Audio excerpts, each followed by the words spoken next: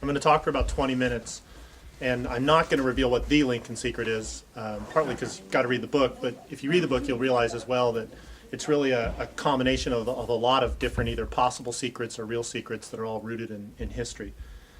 The Lincoln Secret is a novel, but it's a novel about history, and in doing that, I knew that it would bring on a certain degree of controversy like any attempt at creating a modern fiction about history. The characters in the novel exist in real time, and the real time story is entirely fictional, but they're researching and tracking down and trying to uncover truths from Abraham Lincoln's life in the Civil War, and all of those truths that they're trying to unravel or find are rooted in what I'll call facts, historical facts, though really the point of my talk is to explain exactly what I mean by historical facts.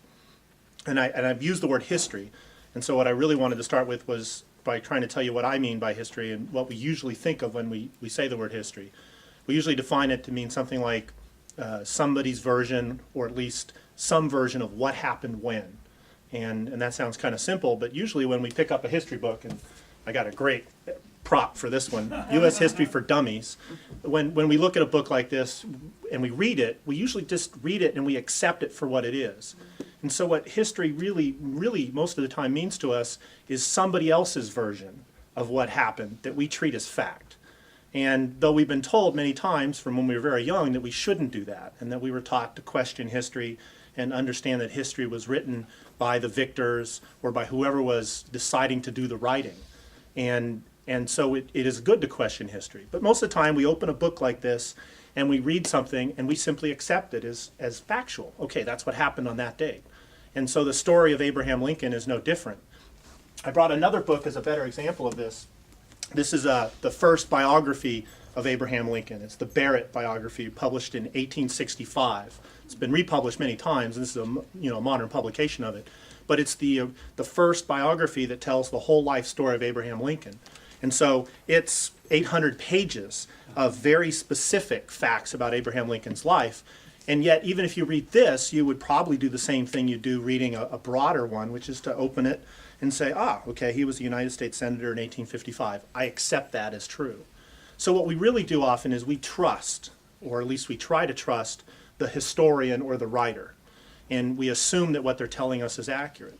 But I would suggest, and I don't think you would all really disagree with me, that most of the time when we're reading history, reading somebody's version of what happened when, that it probably contains either omissions, simply in an effort to simplify and summarize history, that render it misleading, but in many cases could even have a bias inherent in it, such that it tells something that it portrays as fact, but in reality was a judgment call by the person who wrote it, who looked at two sides of something and said, this is how I think it happened.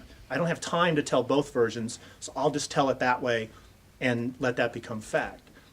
And one of the things that I think is unfortunate sometimes about our modern approach to history is that we'll pick up a history book, and I'm using U.S. History for Dummies as an example, but even a textbook in high school or college or grade school even, and it's simply somebody who read this and then simplified it, Abraham Lincoln's life, into 4 paragraphs for a textbook, and didn't actually do what we want historians to do, which is to evaluate what's out there as evidence and reach conclusions.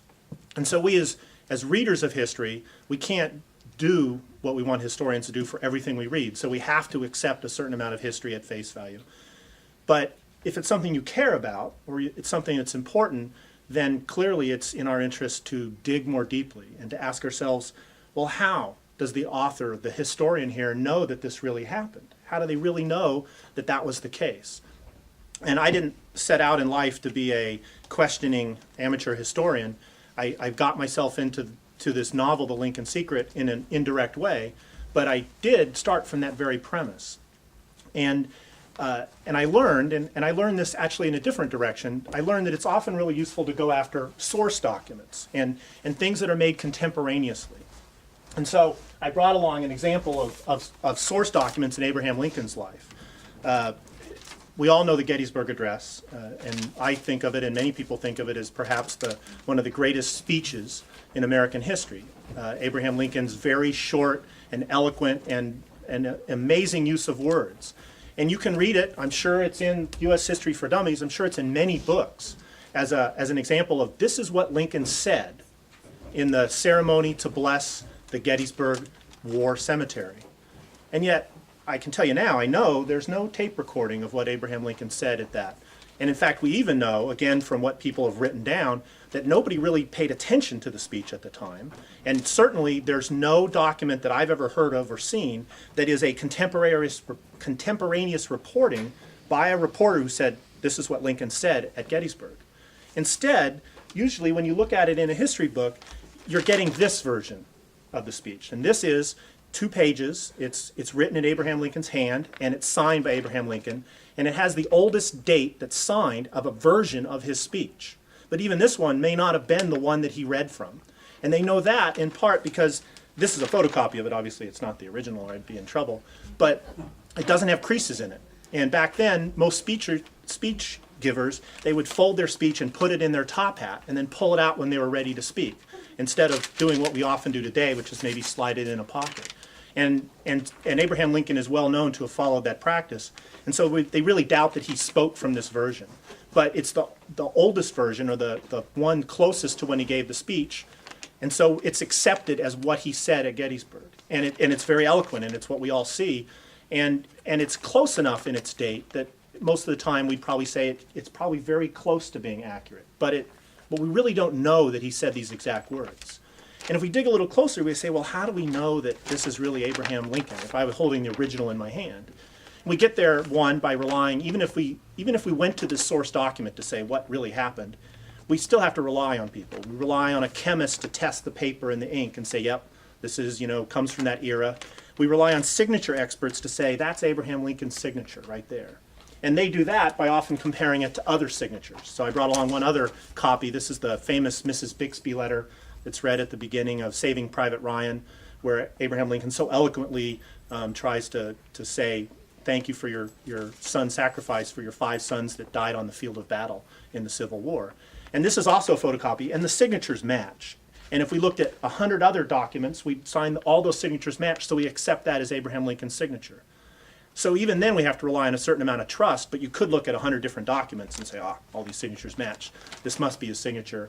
But unless you're a chemist, you have to rely on somebody. And so my point is that even if you go to source documents, there's still some degree of trust involved. But going to source documents does a lot better than simply reading something in a paragraph in a book and accepting it as being true. And if it's something you really cared about, it could be worthwhile doing that.